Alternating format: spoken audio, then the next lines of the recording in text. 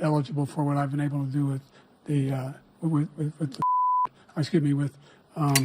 dealing with everything we have to do with malfunction. Look, need input. If malfunction. We finally beat Medicare.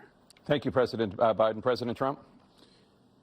The total initiative relative to what we're going to do with more Border Patrol and more asylum officers. President Trump? I really don't know what he said at the end of that sentence. I don't think he knows what he said either.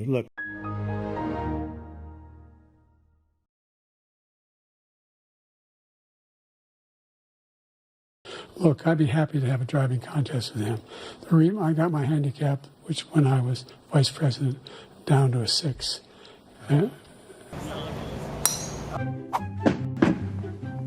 There is one there. Oh, God. Across the country is really a parts of the United States to move to different.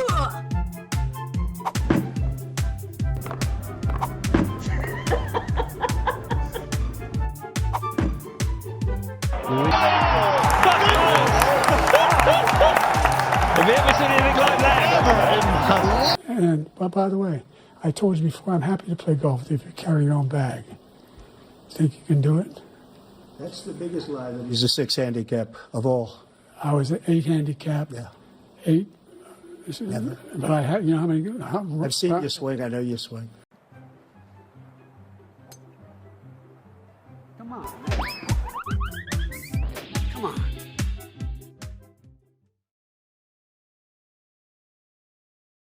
What American president would ever say he's coming out of fields carrying torches, singing the same anti-Semitic bile, carrying we're fine people? So you know what? It's fine. You're changing history. You're changing culture. And you had people, and I'm not talking about and the because they should be condemned totally. This is the guy who says he's done some good things. I'd like to know what they are. The good things he's done, that's what he said. This guy has no sense of American democracy. President Trump? Jake, both of you know that sir has been totally wiped out.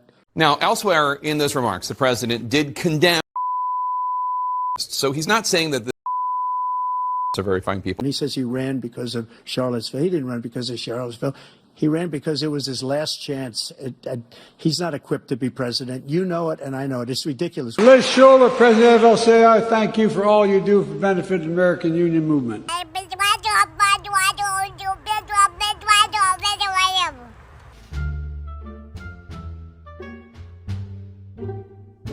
What I did, when, for example, he wants to get away with, get rid of. Ladies and gentlemen of the ability of Medicare to jury for the ability to for the January us to be able to negotiate drug prices with the big pharma companies. Well, guess what? We got it down to $35 for insulin instead of $400. Convenience store. You know what that did? That reduced the federal debt by $160 billion over 10 years. Everything that guy just says is bullshit. Thank you. There really is no denying that last night's presidential debate was a unmitigated disaster for Democrats and for Joe Biden. I mean, I knew that Joe was old, and I knew that, obviously Donald Trump is old too, but they're just at very different levels, in my opinion, cognitively. Obviously, I'm not a doctor, but they're just at very different levels. And boy, was that on display last night. I did a live stream. We had at one point close to 10,000 people watching, so I'm really thankful that you all tuned in. Yikes. Okay. The long and short of it, I'm sure Timmy Pools and everybody else who are more, well-respected political commentators have already uploaded their breakdowns of it and talked about how bad it was. It was bad.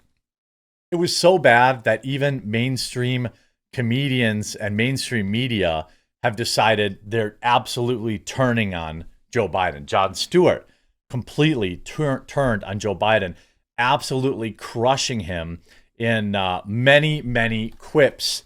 I don't know, how they are about claiming certain things, but, here's just a little bit. How did Biden do not talking? How close the police are to him. Almost every police group in the nation from every state, and everybody wanted to get it back to the states, everybody. And China, nothing, and Russia, nothing. I mean, this is Jon Stewart making fun of Joe Biden. This CNN truly did the world a service with this split screen. People are going to be able to do all sorts of memes with this, all sorts of memetics with this layout. And I've already seen Bering did a few. My guys are going to work on some, I'm sure. What a lot of people are talking about, you let me know in the comment section what you think, is that the reason they had the debate this early is because they knew Biden was beyond saving, and they were tossing him out there because they had now they could really come and say, hey, the 25th Amendment is a real thing. This guy really is not all there. I mean, if you watched the debate last night, you can't disagree. I'm not a doctor, okay? I'm not saying I'm not making any kind of medical diagnosis, okay? But yikes, it was 90 minutes of pure, unadulterated old guy, like seemingly sundowning the whole time. You see Jeremy Boring, the CEO of Daily Wire, writing, I do not want Kamala Harris to be president, and I do not want Trump to lose in November. But as an American, I think that this cabinet has a duty to invoke the 25th Amendment. A country must have functioning executive, even if that functioning executive is terrible. Politics isn't just sport. Our enemies are watching. The stakes are real. Our president is not capable of discharging his duties. Remove him. I don't disagree with Jeremy Boring there. I think that that's a very real thing that, I mean, there was a moment last night. I wonder if I have it. The freeze moment where, Biden literally freezes like 10 minutes into the debate, and Donald Trump looked legitimately worried about him. Like there was maybe I'm looking too far into it, but there was a very real moment. Yeah, I wrote here, Trump looked genuinely concerned for him. Here's the clip. With the COVID, with dealing with everything we have to do with, look, if we finally beat Medicare. Thank you, President. That was not edited. I don't even remember what the exact answer or question was at that point, but this was 10 minutes into the debate. So the second question, I think it was the second question, maybe the third. I mean, this is when everybody was watching. Most people tune out after about 20 or 30 minutes. And I admit, if I wasn't live streaming, that would have been a slog.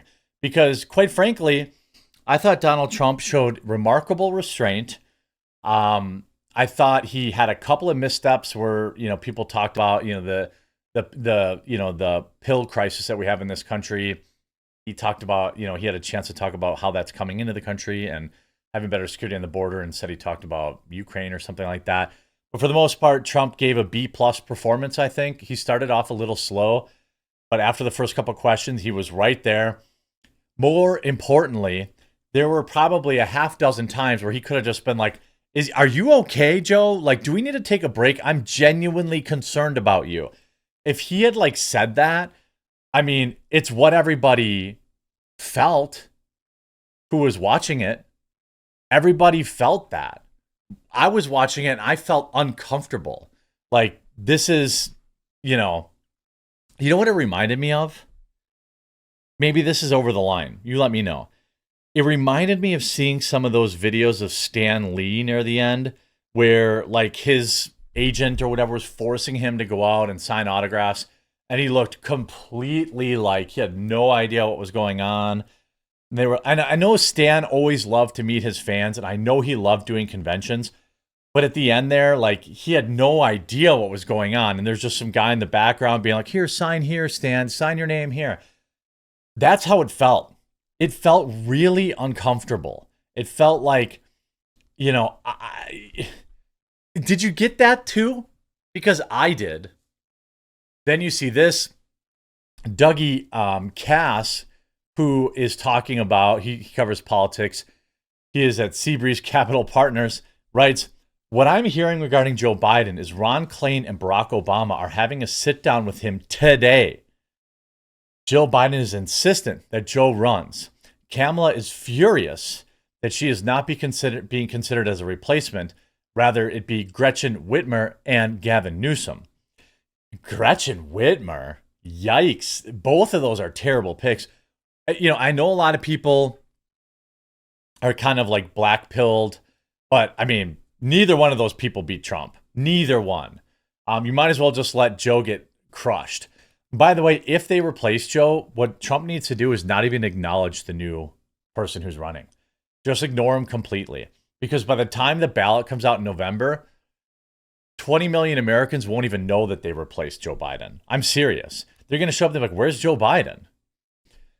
Jill Biden's intent. Interestingly, my neighbor in East Hampton is hosting the Bidens tomorrow. It'll be important to tell if the fundraiser is canceled. See, all the fundraising money is in Joe Biden's accounts, and there's no easy way to just transfer that to a new candidate. So they would have to do an immense level of fundraising in almost no time, and the election is in essentially 5 months. Mike Cernovich writing, there is no path to removing Biden. Kamala Harris would have to be the candidate. It cannot be Newsom. White male savior would divide the base. Big agree. You can't skip over the black woman and give it to some white guy. Democrats in a mess. Expect Merrick Garland and Wray to make more arrests. They might stage bad things. Blame it on MAGA. Perilous times. Yeah. You see this. Hollywood celebrities are lashing out and blaming far-left moderators, Jake Tapper and Dana Bush, for Joe's dismal performance. Bro, they should have had the debate at like 2 p.m. It was late even for me. Like waiting for that debate. I was like, ugh, it's so late. Stephen King writes, the networks are packaging these as entertainment, like a boxing match. They're selling democracy down the river. Barbara Streisand, what's wrong with these two moderators? They ask him a question, but then let him go on a rampage about something else. Not fair. No one was stopping Joe Biden from doing that, which he did multiple times. John Cusack, everyone wants to hear from him. CNN letting the deranged liar lie with no consequences. Meanwhile, Dems have the right idea, the right data points matter. This is the end, my beautiful friends. Meltdown, CNN sets perfect conditions. Jesse Williams, why moderate if you're not going to moderate? Not a single lie checked. Mark Hamill, one-off night also doesn't change the fact that the guy is a convicted felon. By the way, no one cares about that. Serial liar, all politicians are. All of these people, Hollywood has abandoned him. Mainstream media has abandoned him. Look at, Keith Olbermann, CNN's decision to abrogate its internal journalistic responsibilities by not fact-checking Trump's fire hose of lies is unforgivable. Oh, like when Joe Biden brought up the widely debunked, very fine people, even Snopes debunked that just this week. Was it earlier this week? Joe Biden also said that no U.S. soldiers lost their life under his presidency, which is also a lie. Joe Biden had several lies. Trump did bend the truth and lie a few times too. That's what happens. Politicians lie, but let's not pretend that it was only Donald Trump, right? You see, last night vividly showed what deceitful herd animals corporate media employees are. They spent months denying Biden's decline, claiming that people only believed it because of GOP's cheap fakes. Soon it became just too obvious to hide, and now they all switched the narrative. You see, 4 minutes, Joe Biden is a good man and a good president, but he must bow out of the race. Biden cannot go on like this. I'm hearing high anxiety from Democrats over Biden's debate performance, after the debate, I don't think Joe Biden should be running. Then you see, I mean, obviously Biden on Roe v. Wade was hilarious. It's like he didn't even understand what trimesters were. He said Biden claimed the 3 trimesters are: the first are between the woman and a doctor, the second are between the doctor and a difficult situation, the third is between a woman and the state. But the actual trimesters are: the first is the first 12 weeks of pregnancy, then it's week 13 to 26, then it's 27 to 40. Like, it was such a weird, he didn't even understand what trimesters were. The freeze was embarrassing. Trump pounced on that, I think. He said, I think at one point Biden was like, I don't even know what you said. I don't think you know what you're saying. CNN poll shows Trump as clear winner. If we look at the polls now, okay, from Predict It, which is kind of the betting market for presidency, Joe Biden has plummeted from an 86% chance, 86 cents is how they have it, down to just a 61% chance. That's just to be the Democrats' nominee. That's the Democrats' nominee. If we look at the actual, who will win presidency, we saw that move pretty big. So Democrat president, everyone thinks they're going to replace him with Gavin Newsom or Kamala Harris, which both went up. If we look at the Predict It for presidency, look what happened last night. Look what happened last night. I mean, if we look at the Electoral College, basically GOP was up in every market for the most part. Democrats, I mean, it is bad. Bad. And if the last 24 hours, you can see, all this data, Donald Trump is now a 58% favor to win the election, while Joe Biden down to just a 30% after losing 3 cents. Gavin Newsom's, yikes. I mean, I don't know what's going to happen here. Here's the Democratic presidential nomination. After the Joe Biden debate, he went down massively. You have Gavin Newsom up to 23% chance and Kamala Harris up to a 13% chance. Seems like the markets think that he's going to be replaced. And honestly, it may be best for this country. If you watch the ending that most people didn't see yesterday, you could see Donald Trump walking confidently off the stage, right? Like someone who knows what's going on. And then you see Joe Biden. He has look at him, like his wife is leading him down the stairs like a toddler. Here's another guy coming in to help. Like, he can't even walk. I mean, at some point, we have to stop this charade. I hope you enjoyed this video. If you did, leave a comment on it. If you haven't yet, subscribe. I'm looking forward to reading these comments. We'll talk to you again real soon.